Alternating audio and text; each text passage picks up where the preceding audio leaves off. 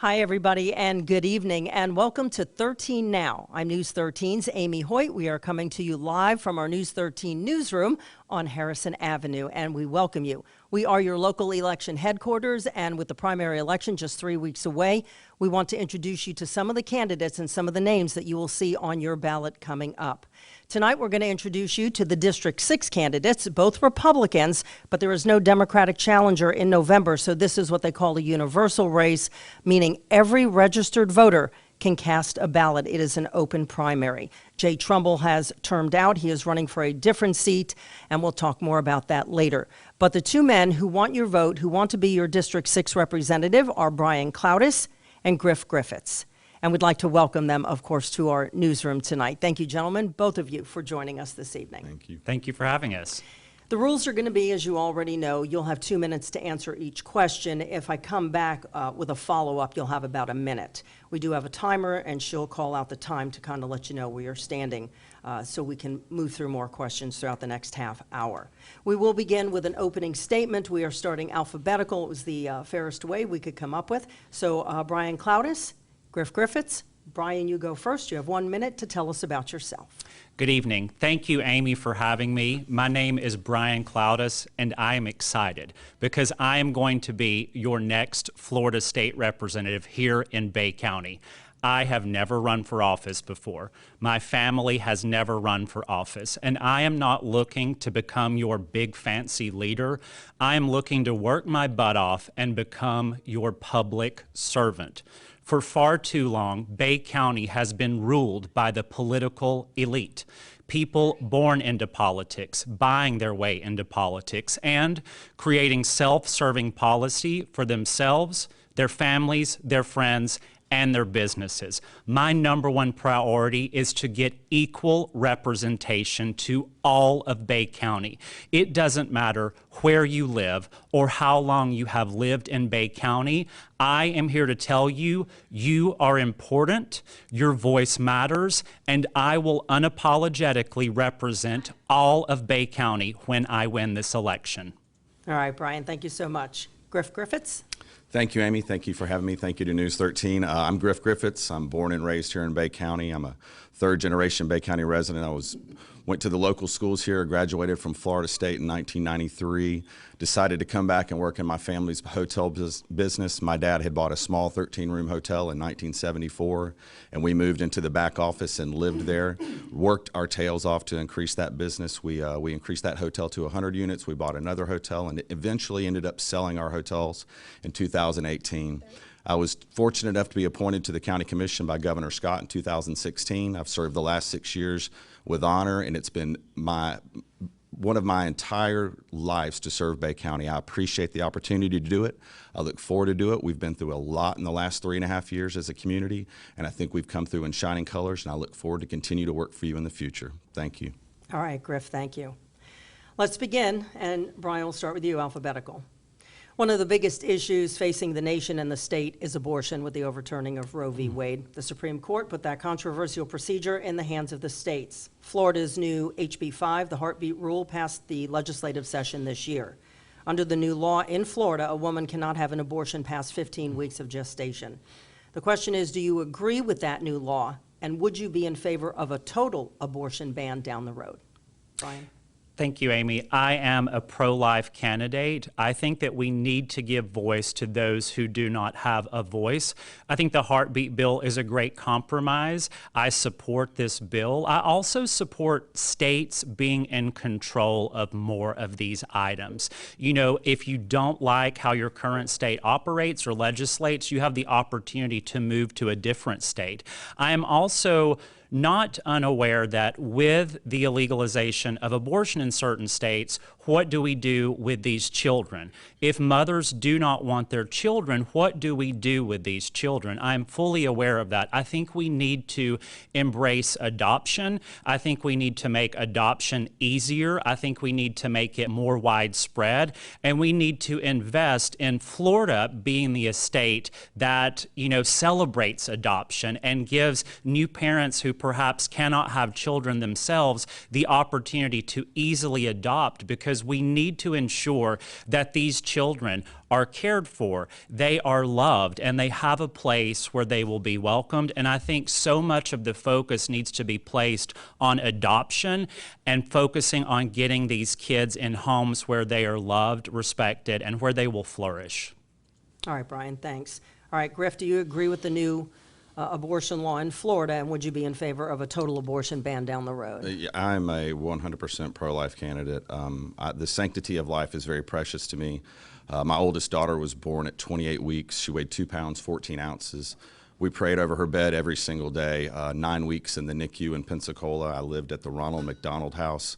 I saw what the special treatment they do with small babies. So life starts so very, very early. The heartbeat bill is something I would entirely support. The ban on abortions in the state is something I would entirely support. I think placed in front of Governor DeSantis' desk, he would sign it.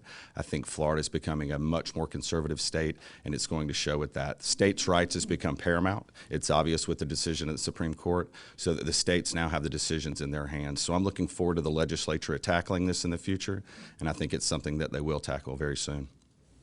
All right, the next issue is a big one for a lot of Floridians, property insurance. Residents are losing their insurance companies through no fault of their own, looking for a way to keep their policies, and premiums are skyrocketing. Now, the legislature met in special session earlier this year to address the problem, and it helped folks who may have an older roof. Then a few weeks ago, an insurance rating company called Demotech was going to lower their ratings on some property insurance companies, and they made a deal with them to temporarily stop that. If elected, what will you do to fix the property insurance crisis? And Griff, we'll start with you this time. That's a great question. So I think we have to tackle it from several issues. You have the insurance lobby, which is a huge lobby in Tallahassee, as well as the trial attorneys. They both carry a lot of weight and swing big sticks up there. The special session attacked small things. It band-aided things. I don't really know that they solved the issue entirely. I think the consumer was left out of the conversation. Those of us here in Bay County who've been through the last 3.5, almost 4 years after Hurricane Michael, I think we know how to deal with insurance and insurance problems that we all faced. Most of the people in this community faced insurance troubles. I think we have to get to the table. We have to figure it out. The litigation problem is 3 times the cost of the insurance settlement. Those are things I think we have to address. Is tort reform on the table? I think it has to be. I think we have to also look at the rating schedule. If Demotech is rating these companies out of business in the state of Florida, that's a problem. Citizens is the last resort insurance, and we can't always rely on the state to bail these companies out. We have to make sure these companies are solvent as well as can create a market so that citizens have purchasing power and confidence in what they buy. All right. How do you feel about the property insurance debacle going on, Brian? What will you do to fix the property insurance crisis? So I'm proud to say I've knocked on over 17,000 doors in Bay County. Affordability and quality of life is at the root of most of these conversations. People in Bay County can no longer afford to live here, and that includes rising property insurance. I think property insurance lobbyists are at the root of so much of what is going on. So many candidates are taking tons of money from lobbying firms that represent these huge insurance companies. So I don't understand how state legislators can, represent the people and be objective when they are accepting tons of dollars from these lobbying firms. I think, unfortunately, the people are put last and the big guys are put first. We have these huge mega property insurance companies, and they seem to be doing fine. It's these middlemen, these local insurance companies, they are receiving tons of fees, and 30% of what they are charging goes to them. So I don't understand why we are not putting the middle guys as a priority and putting the residents as a priority, because unfortunately when people can no longer afford their rent, their mortgage, their property insurance, their power bill from Florida Power and Light, which also has an unfair monopoly, I think people will start moving because it is their only choice. All right, Florida's budget is $109.9 billion this year, and that included a pay raise for teachers and state employees and bonus checks for some first responders. Do you think we're still paying teachers enough, or are we paying teachers enough, I should say? And if elected, would you vote to raise teacher salaries again? Brian? We are not paying teachers enough. I have heard so many teachers here in Bay County talk about what they are paid, and I think it is criminal what they are paid. I have the People's Plan I have announced. There are 16 points on that plan. One of those points is directly talking about increased funding for teachers, for nurses, for first responders, and people who are interfacing and keeping our kids safe. We need to invest in people. We need to stop spending exorbitant amounts of money on administration and education and on building huge new buildings. Yes, we need facilities. Yes, we need incredible leaders in education, but we are not investing in our teachers enough. Teachers are honestly doing the Lord's work. They are teaching these kids. Some of these teachers are mentors to these kids that need a little extra help and love in school. So if we don't prioritize our teachers and pay them more, again, they will move to another state and invest their time and energy somewhere else. So we have got to invest in our teachers. I will unapologetically fight to get more pay for you. I also don't think it's fair that tenure is not valued. If you have worked long and hard in the Bay County school system, your salary needs to reflect that. We invest in people, we invest in teachers, and that is ultimately how we excel with our education system here in Bay County. All right, Griff, if elected, would you vote to raise teacher salaries again? Yeah, absolutely. Teacher salaries are hats off to Governor DeSantis for bringing this to the table over the last few years. I think he's done an amazing job trying to raise the level. However, as I'm married to a former educator, my wife was a teacher for many years here locally, and they were never paid enough. First responders are never paid enough.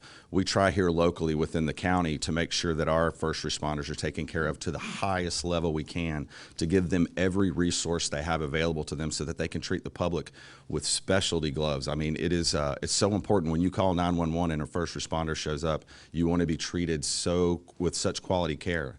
The teacher issue, the state of Florida has done a terrible job paying our teachers. Governor DeSantis has brought that to the forefront. We're going to continue to fight for teachers. I think we should lead the country and pay for teachers. We don't lead the country in the educational component. We sure don't lead the education component in the county.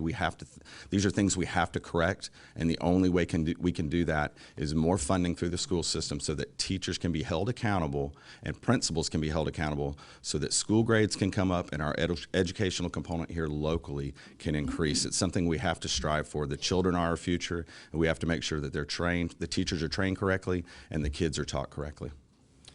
Our next question is about trust for politicians. It seems to be waning these days from the White House to the State House to even local city halls.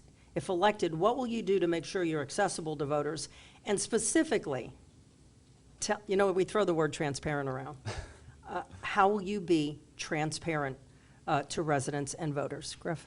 Thank you, Amy. So, yeah, that's been a big issue, I think, for a long time, but more locally here since the hurricane hit. We've had some cities that are under investigation, subpoenas issued. I'm very proud to say that I've been endorsed by Sheriff Ford. I don't think Sheriff Ford would take the time or would threaten his name or his credibility for endorsing me if he ever thought there was an issue with me or corruption. I've always had an open door policy at the county. My cell number has always been available to people, and it will continue to be. I love conversations with people. I love to hear about the problems they have because I think as an elected official, you're most likely a problem solver. However, locally, the corruption is something that has to be fixed. I applaud Sheriff Ford and the FBI for what they're doing, looking into all the cities and counties. I encourage them to look at it. We've welcomed them. If they've ever thought that there was a problem, come to Bay County and look. It's an open book. The county manager has always said, if there's a problem, please come down and sit down with us. We'll open the folders for you and show you. Everything is open to the government or open to the public. We live in the sunshine in the state of Florida, so everything is available. So if anybody ever has a question, please, I encourage you to call Bay County. We can tell you the truth. Don't believe half of what you read online. How do you feel about the FBI corruption investigation into Lynn Haven? Were you surprised? I was not. I was not surprised. As an elected official, you hear things around town and the rumblings, and it looks like through the indictments, after we've read most of the indictments over the last few years, it seems like some of the rumblings were possibly true. So I applaud it. Look, it seems like after every hurricane, the FBI goes into that community and looks for corruption. I sleep very good at night, so I'm not worried about it. Thank you. Thank you. All right, Brian, what will you do to make sure you're accessible to voters, and how specifically will you be transparent? So this is actually the main reason I am running. I have heard on repeat that people in Bay County do not have direct access to their local elected public servants. Phone calls are not returned. Emails are not returned. We have to be accessible. Guess who my boss is going to be? My boss is going to be the people of Bay County. I answer to you. I am here to work for you. If I am not listening, if I am not returning phone calls, emails, and also being active on social media, you have to give multiple outlets for people. You know, every generation, some people are very active on Facebook. Some people have a landline. You have to go to the people. I think you can tell how someone is going to operate in the position based on the way they have ran their campaign. From day one of my campaign, my #1 goal was to connect with as many residents as possible. I knew I would do that by directly knocking on doors. You have to go to them. It is not their responsibility to find you. It is your responsibility to go to the people and seek out what is important to them. We need to bring back public town halls. We need to make politics something that is going to inspire people and give them hope and get them actively engaged again. We are 30. Oh, sorry, she keeps saying 30 and I think say it time. So again, we are beholden to the people of Bay County. You are the boss. We've got to get back to we the people, because what is happening in our country, what is happening locally, we have to get new blood, new ideas, and new people into office, because these are public service positions, and I can't wait to represent you. Did you follow the FBI investigation into Lynn Haven? I did a little bit. You know, I was not born and raised here. I moved here full-time almost 3 years ago, so I have followed a little bit of that. I say you are guilty until proven innocent. I do think that there are rumblings of more investigations going on, and for me, I think that we let the legal system play out, and again, innocent until proven guilty, but I think if there is corruption anywhere, it needs to be dealt with, but I am not going to put my personal opinions on things that I am not educated on. All right. The legislature passed HB 1557 this year. That's the Parental Rights in Education bill. Opponents call it the Don't Say Gay bill. It bans teachers in K through 3 from discussing sexual orientation or gender identity in the classroom. Do you support that bill, and why? Brian, 2 minutes. I do support the bill. I have been very outspoken about this bill.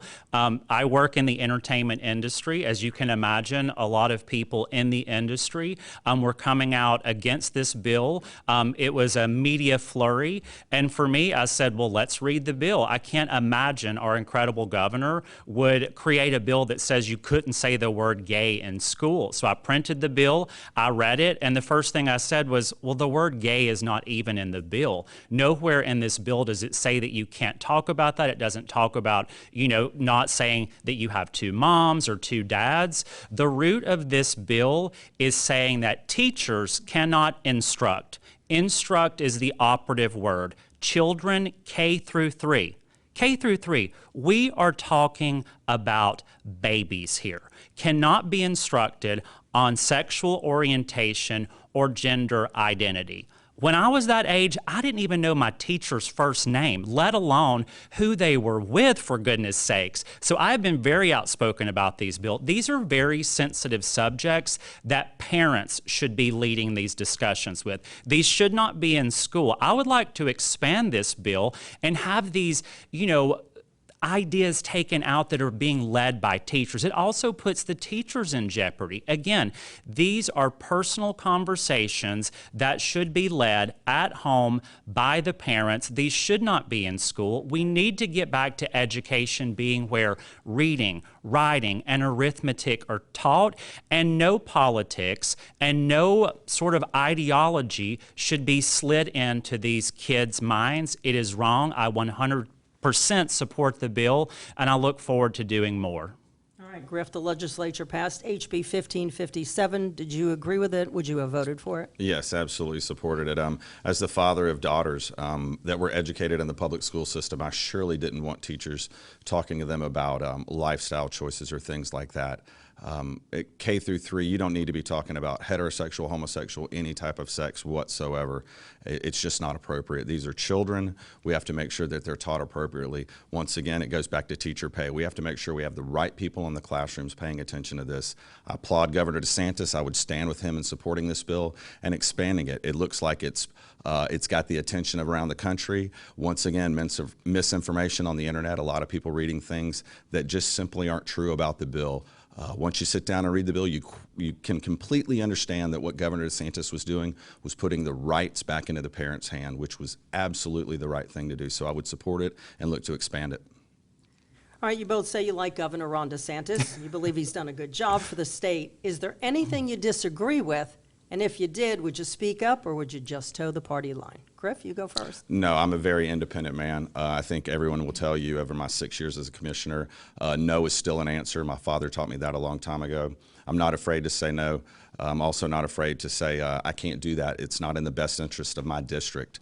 I'm going to look out for the people of District 6. That's what's most important to me. South Florida values do not compare to Bay County values. We have to make sure that South Florida knows that Bay County leads the state and how we should be handling things. And so I want to make sure that Bay County values go to Tallahassee. So absolutely, I would stand up to Governor DeSantis if he encroached on what I think would be Bay County and District 6 values. All right, Brian, how about you?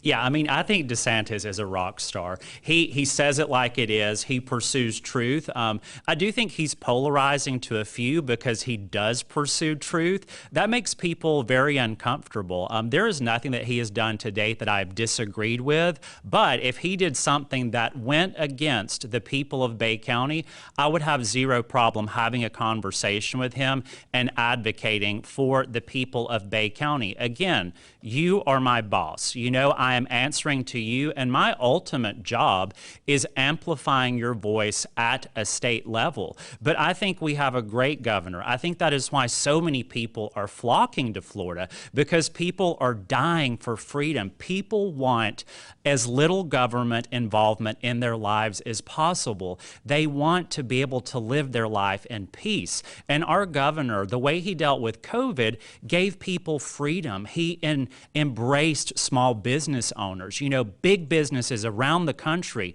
they weren't punished, but guess what? The mom and pop and small businesses, they were closed. Their doors were shuttered. Churches' doors were shuttered. But guess what? Our governor championed behind the everyday person, the mom and pop shop, and he fought to keep our freedom and us open. But I would have zero issues going up to our governor and saying, hey, governor, you know, just so you know, we have an issue in Bay County and it doesn't align with what you're pursuing. I would love to have a conversation with you. I also look forward to having our governor visit Bay County and see all of it. I want to take him to Fountain, Southport, Parker, all of these areas of our community that have been forgotten.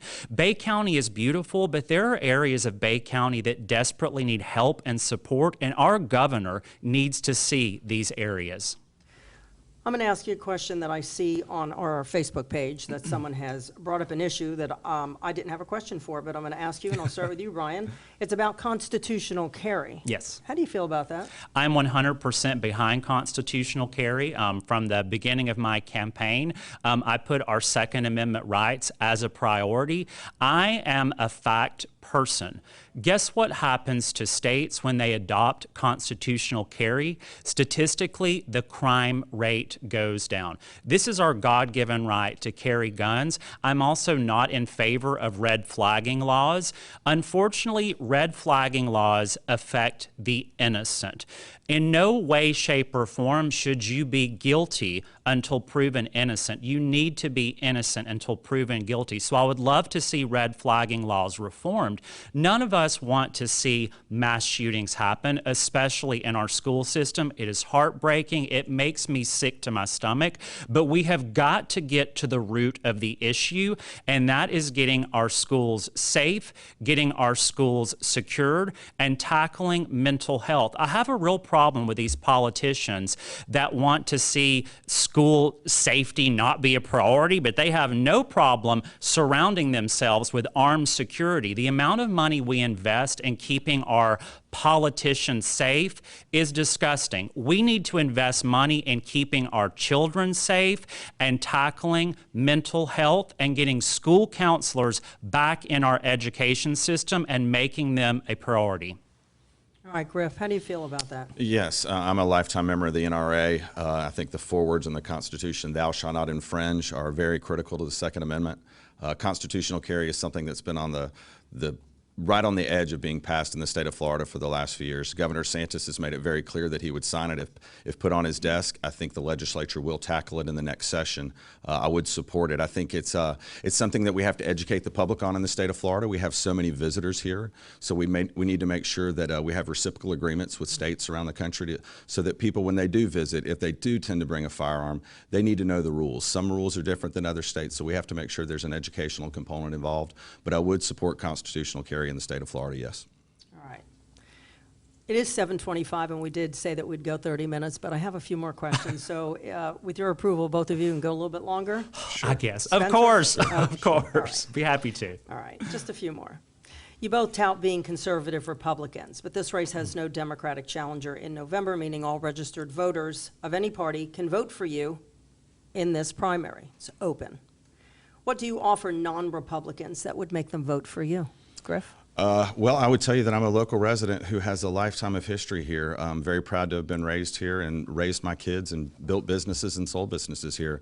So you have to appeal to all parties. As 6 years as your county commissioner, I represented everyone in Bay County, not just the Republican Party. And I think we've done a good job as a commissioner, as a commission, and as a commissioner. 3.5 years. $300 million of borrowed money at the county level, never raised a tax on our citizens, balanced the budget every year. Those are things I'm really proud of. We did that for all the citizens, not just the Republicans, not just the Democrats. It's something you have to think of. The issues at the state level are bigger. They are more intense. They do have party lines drawn on them. And I do think we have disagreements amongst the party, but we can always change policy. I think policy is something we can always talk about. And it's, you know what, it's okay to agree to disagree. I'm a Reagan Republican. The 11th commandment of the Reagans, of President Reagan, was thou shalt not speak ill of another Republican. I think that's failed miserably over the last few years. We have Republicans attacking each other. It divides the party. It does nothing. We have to be able to reach across the aisle like we did in the 80s when Reagan and Tip O'Neill would go to dinner after a debate, sit down and figure out a common sense solution for everybody involved. The rising tide floats all boats, and that's what we'd have to do for everybody in Bay County. You know, there's so much political discourse, though, across the nation now. I mean, people just absolutely hate each other. You've seen it on Facebook and on social media. Absolutely. How are you going to reach across the aisle? I think you just have to do it. Look, I was in the hotel business for many, many years, and we dealt with all types of people, and it takes all types to make this world go round. And you can't be judgmental. You have to take the emotion out of the argument and sit down and just talk to the issues with the person. Most people are very like-minded. I think most people in Bay County, we would agree on probably 90% of the issues. The social issues, I think Republicans and conservatives are where the difference lies, but I think reaching across the aisle is easy. Talking to those folks, it's good to hear the other side. Even the ones in South Florida? You have to listen to them. I don't necessarily think we agree, but the South Florida Democrats think entirely different than the Panhandle of Florida. That's something we need to educate them on, is that Bay County values are better than their values. All right, thanks. All right, what do you offer non-Republicans, Brian, that would make them want to vote for you? Yeah, I mean, guess what? My job is to represent every single resident of Bay County. That means Republicans, that means Democrats, Libertarians, NPAs, you name it. My job is to represent you. My opponent criticized me at the last public debate because I am proud to be endorsed by Lynn Haven Commissioner Judy Tender. She's a Democrat, and she even said she would change her party affiliation to become a Republican to vote for me when this was a closed primary. When I sat down with Judy, we had some differences, but we got on the same page immediately because we were so passionate about being a voice of the people, and we quickly clicked because we defined what a public servant was. A public servant is listening to everyone and being their voice. That is what you are supposed to do. Guess what? I'm a Trump Republican. I support our incredible governor, but that doesn't mean that I'm not going to sit down with you and listen to you. I have had so many Democrats calling me in the past couple of weeks now that this is an open primary, and I listen to them. And guess what? I say, you know what? Let's not focus on the things that we don't agree on, because guess what? We are never going to agree on these things. Can we focus on the things that are nonpartisan issues? And I will tell you, the majority of issues I have heard standing on the doorsteps of residents here in Bay County are nonpartisan issues. It is putting residents first. It is putting the environment first. And overall quality of life and affordability, these are not partisan issues. There is power in numbers. And although we may disagree on things, I look forward to you challenging me and us meeting in the middle, because I will represent you, and I cannot wait to fight for you, Republicans, Democrats, Libertarians, NPAs. I am here for you because you are the people of Bay County. To reach across the aisle to Democrats in South Florida? With kindness. I honestly think people in this country, there is a divide because no one is listening to each other. Everyone who wants to speak to me or have a conversation, I welcome the opportunity, even Democrats in South Florida, because if we can get past these polarizing issues that we will never agree on, I 100% believe you lead with love, you lead with kindness, and you listen.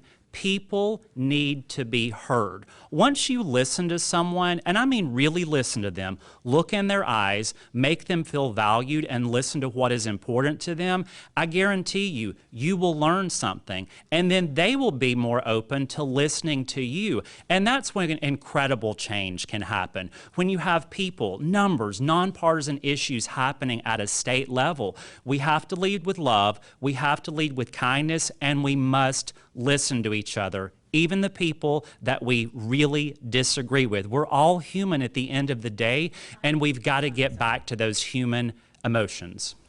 All right, we're going to have a little fun now. We're going to let you ask each other a question, and they'll get 2 minutes to respond. Jenna? All right, Griff, we'll start with you. Ask Brian a question. Brian, you moved down here roughly 2 years ago and volunteered. I applaud your work ethic, but really, what have you contributed to Bay County since you've been here? Yeah, so when I moved to Bay County, I had no inkling of ever running for office. This was never part of my plan. I'm not going to sit here and pretend that it was. I got very active with the Republican Party of Bay County. Everything they asked me to do, I did. I volunteered like there was no tomorrow. Because of COVID, I was in a unique position. I had tons of hours. I'm ready to contribute to the community. And I got to know the community by a volunteer, knocking on doors before I was even a candidate. And I heard that people in this community were hungry for change. They were hungry to be heard. And when people saw how hard I was working for the local party, people started asking me if I'd ever thought of running for office. And I said, Lord, no, I'm not a politician. Gross. I have no desire to do that. And they said, well, maybe you should run. We've never seen anybody work as hard as you. You should really think about it. So when I entered this race 15 months ago, I knew I was not the hand-picked candidate. I knew I would not get the local political endorsements, and I knew I would not raise the amount of money that my opponent would raise, but I knew I could not be outworked. So I knocked on doors like there was no tomorrow. We will hit almost 20,000 doors by the time we hit August 23rd. This has historically never been done in Bay County. So my contribution to Bay County has been listening. This is something that has not been done in the past. I have listened to people all across the county, every single city, people who have never had a candidate knock on their doors. And although I was not born and raised here, I'm here to tell you, I am going to be the patriot for the people you have never had before, and your voice will finally be heard. All right, question for Griff. Right? Did I do that backwards? No. No. No. Brian's I think it's turn. my turn. Yeah, ask him the So Griff, why are you running for office, and how will you connect with the people of Bay County, and how will you ensure that all areas of Bay County are truly heard? Great question, Brian. So I think my lifetime of service through my charitable organizations, my 6 years as county commission, I realized after October 11th, when my family was still living out of town and I was living on the floor at the EOC, that my job never got more important than it did on that day. And I realized after that day I was fighting for Bay County residents harder than ever before. We were the forgotten storm. We went hundreds and hundreds of days without any type of federal or state funding. So I decided to go to Tallahassee with my 4 other commissioners, and we knocked on doors. We called it trick-or-treating. We just knocked and pleaded our case. At that moment, I realized this job is way too important. It's not a time for on-the-job training. I had the experience, I had the resume, and it was time for me to go to work. And so I decided over 14 months ago to run for this position. It's something I'm passionate about. I think it's something I'm ready to do. I have the experience behind me with 3.5 years of a county commission seat in a Cat 5 hurricane, a global pandemic, wildfires, the challenges we face. No other community in the state of Florida has faced what we have in the last 3.5 years. It's given me a lifetime of experience. It's given me a resume that I can work with. And I think at that time I decided to do it. I put everything forward it. I'm still your county commissioner today. So while I'm campaigning, I'm also helping to run the county with my 4 other commissioners who I love dearly like brothers. So I'm proud of the work we've done. But I decided to run 14 months ago because I decided it is not the time for some on-the-job training. It was my job to go do it. Thank you. Can I have a follow-up response, Amy? I'll give you 30 seconds. Okay. But I'm going to give him the same. Yeah, of course. So, Griff, what do you say to these thousands of residents I've spoken to that do not feel like their voice has been heard and do not feel like they have been represented? What do you say to those thousands of residents that are hungry to be heard and have not been heard, or at least feel like they have not been heard? Just 30 seconds. I would say you call my cell number. We've been open at the County Commission every day. My number is always available. I will talk to anyone. You can ask our staff down there. We meet with people daily about the problems. However, are we out knocking on 20,000 doors? No. We have a $400 million budget we're trying to administer to take care of the problems that we faced after Hurricane Michael. $300 million borrowed, never raised a tax on the citizens, $4 million of interest per year, still didn't raise taxes. So what we've done is work very, very hard. The door is always open. People can come by anytime they'd like. You got a feedback question for him? Yeah, Brian, I think what makes you qualified for this position since you've only been here 2 years? I mean, what makes me qualified is that I have put in the work over the past 2 years of my campaign. I think you can tell a lot about people based on how they operate their campaign. People say that I'm accessible. I return all phone calls. I return all emails. I'm with the people. I do tons of public events. But if you're looking for a stereotypical politician, it ain't me, y'all. So do not vote for me if that is what you are looking for. I think politicians should have learning curves. You should learn as you go, because guess what? If we're not learning, we're not doing the right thing. All right, I'm going to give you one last chance. We're going to start to wrap this up. And Brian, I'm going to start with you. Is there anything we need to know that might come out after you're elected? Is there anything that you want to tell the public about? I mean, no, I sort of live my life very openly. I'm very transparent. I come from the theater industry. I have done over-the-top shows in my past. I was an actor first. Then I moved into directing and producing for the past 14 years of my life. I am not the typical politician. So, I live my life very out, very proud. I sort of let it all hang out, and people seem to find that refreshing. I'm not perfect. I don't know all of the right answers. And if people have questions about me, or if they want to ask, ask away, because I'm here to be honest and open. But yeah, I am here to live. Oh, okay. Thank you. That was a quickie, right? Okay. Yes. Well, that's one way to put it. Oh, sorry. Okay. Yeah. All right, Griff, is there anything we're going to learn? No. Look, I've been in office for over 6 years. I was appointed by Governor Scott. The vetting process was very in-depth.